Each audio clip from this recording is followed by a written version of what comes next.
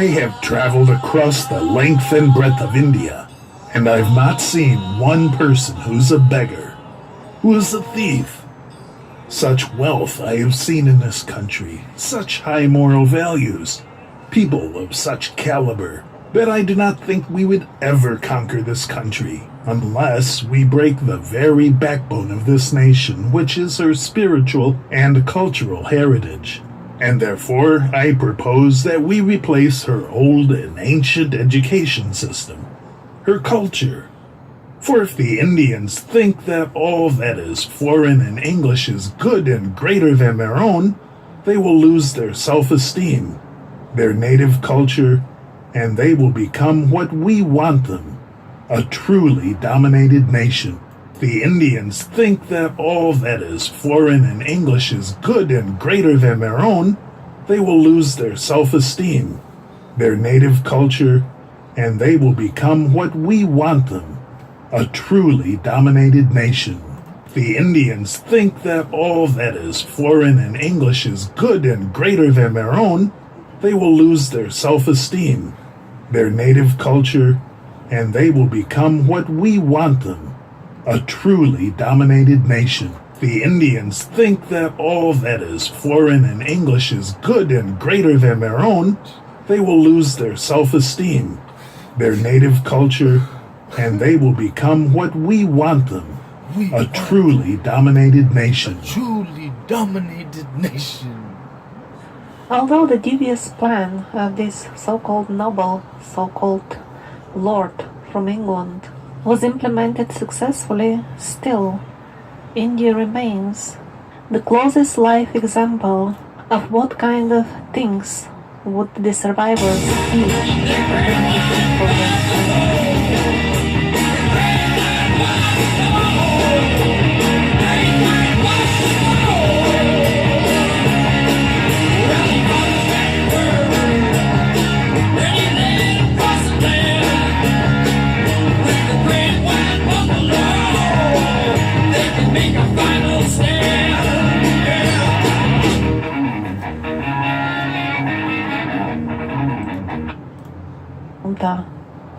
Although the Vedic literature, the Vedic scriptures, also underwent editions during which probably a lot of the meaning was lost, as usual they were disguised as language reforms. We know that song from previous episodes. But yet they...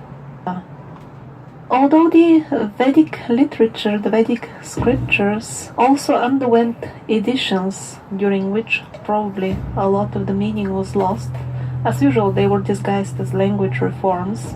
We know that song from previous episodes. But yet they remain the previous episodes. But yet they remain also underwent editions during which probably a lot of the meaning was lost. As usual, they were disguised as language reforms. We know that song from previous episodes. But yet, they remain the closest that we have to the original teachings of the survivors as they are, along with the scriptures, the holy books of the Zoroastrians.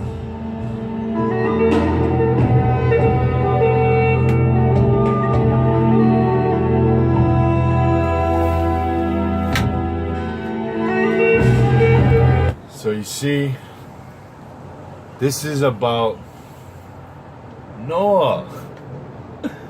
And this is about our ancestors. And this is about perversion.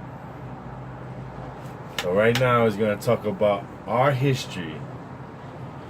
And we know that Ham's children, the Zoroastrians, went around the world usurping our authorities in our kingdoms. Someone would die, Cham would come and rule. It's another thing of This is gonna be part of the series on Noah and the flood. This is part where I'm trying to get to Göbekli Tepe, but I'm showing you this video first. So after we left Göbekli Tepe, we went into India and we taught them righteousness. If you look in this, and they're gonna say it. I'm not gonna say it. They're gonna say it. But let me just bring this out. Okay. So this is there a connection between ancient Indian and Hebrew language? A scholar finds compelling evidence for an ancient Indian influence on a global scale. So let's go fast forward. Had you been a cartographer and geographer working for the British India Company in the 17th and 18th century, you would have found all over India thousands of Hebrew-like place names with similar meanings in both languages as well. And I want to say Shabbat Shalom, Mashaha for all the family out there. Hebrew-like place names with similar meanings in both languages as well. The map excerpt on this page shows a small section of ancient Swedna Desa, Zion land is what it's translated to, in what is now Maharashtra. At the bottom right of the excerpt is a city of Paitan. On the banks of the river Godavari, the Indo-Hebrews named the part of the river passing through Paitan's territory Fishan, according to their traditions. In the upper left-hand corner in the city of Satana, according to the legends of the Yadavas. The Yadavas is what we were called when we journeyed through India. Satana would have made the folks in Sodom and Gomorrah envious. The Suenas and the Satanas decided to resolve their moral and religious differences on the battlefield. The forces of Satan lost, but their defeat didn't dishearten them. Eventually, we came to think of Satan as a being who lost the battle but not the war.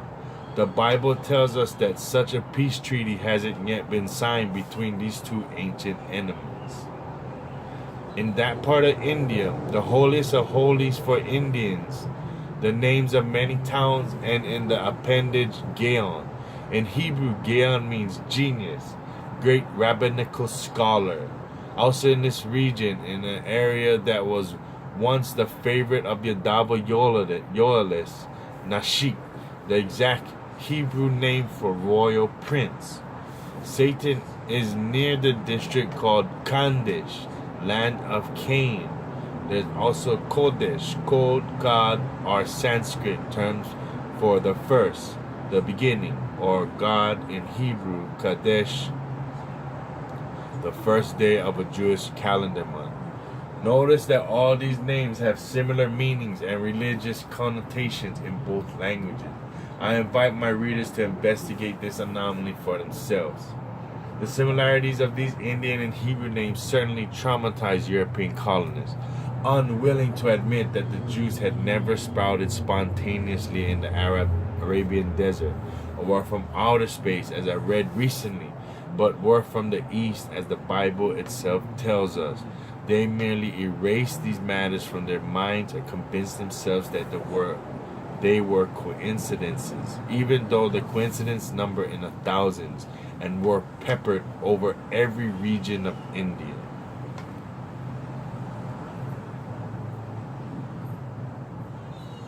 In the 19th century, a British scholar explains why the Western world never learned about the Indian origins of the Jews.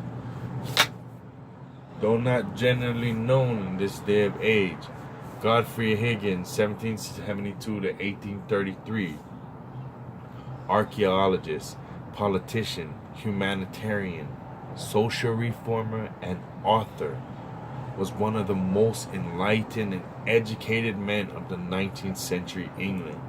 He was a well-known iconoclast rationalist and admirer of the Jews. Sorry, some call coming in. Who vehemently opposed any kind of persecution of this ancient religious group, who wrote 2 oversized volumes totaling around 1,600 pages of fine print about the Jews' Indian origins. These 2 volumes, entitled Anacalypsis, are extremely rare. So here we go, we got a name now we can look up. Anacalypsis.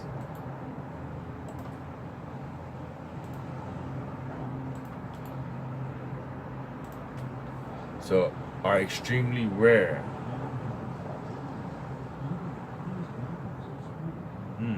It's on Amazon. Are extremely rare. The last printing was done in 1965 by the University Books, New York. It is a difficult book to read because the author painstakingly proved the minutest of details in his dissertation. Even good readers need several weeks to finish it. So, that's the book. So there's a drop right there on the book. You gotta go get the book. You know, which otherwise they would have called David Pori. They called Daud Potter. Solomon is Solomon. Jonkur Jahanko. And all these similarities. It shows all these resources you can look up. Okay? Now let's go back and see what other weirdness we can learn from this.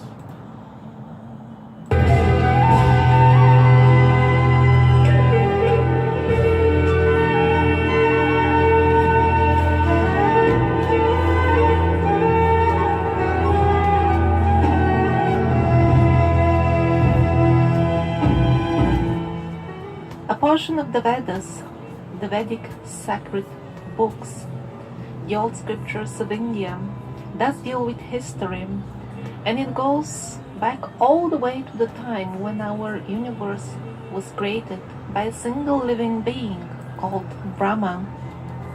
Everything we see around Now, is just a display be able to take information without absorbing too much of the pollution and perversion, okay? of his creativity. Everything without exception, the earth, billions of others like it, and even our very self, our souls, are also expansion of his own being, because he is an aspect of the Supreme Lord, the all-pervading consciousness.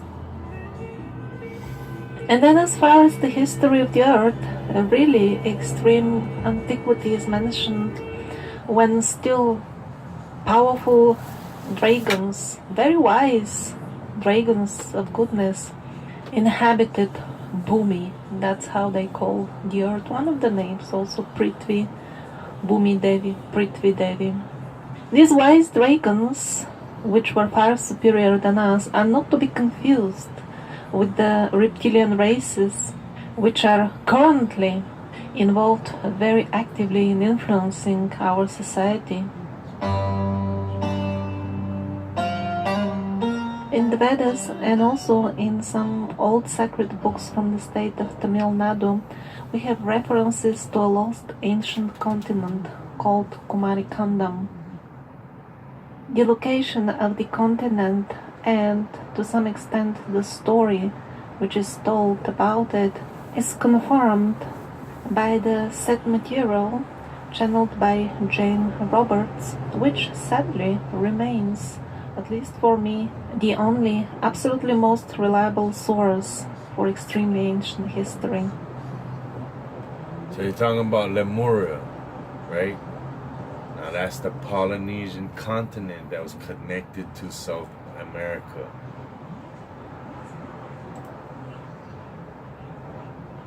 And as Now who lives on these islands? Full-bearded Afro people who sail on canoes, mighty canoes and barges, who use bow and arrows,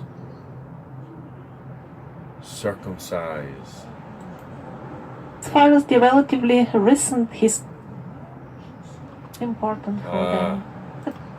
And lots of people sometimes, when righteous rulers spread their influence, we have references to a lost ancient continent called Kumarikandam. The location of the continent and Jane Roberts, which sadly remains, at least for me, the only absolutely most reliable source for extremely ancient history.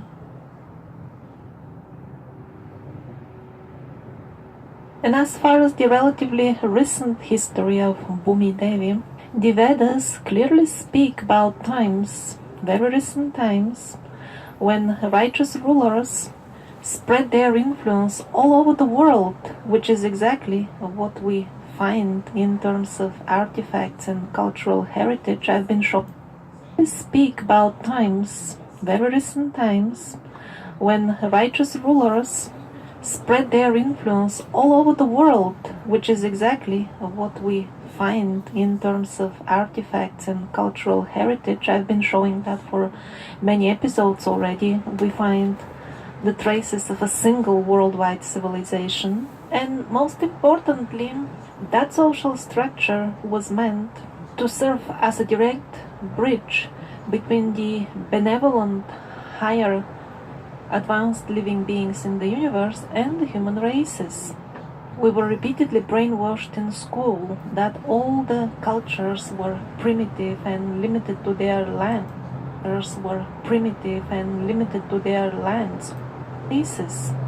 We were repeatedly brainwashed in school that all the cultures were primitive and limited to their lands, or maximum the continent, because of this ongoing endeavor to erase any trace of the message of the benevolent forefathers and our creators, who gave us the instructions of Sanatana Dharma, the teachings of how to live in happiness and prosperity, and at the same time get on well with our education as learning souls. So this Some of the tower pillars are missing. is They a have been musical destroyed, instrument. but for example, with the money that we pay every day as taxes, even when you go to the shop, you pay 20. Alright, now on to the next one.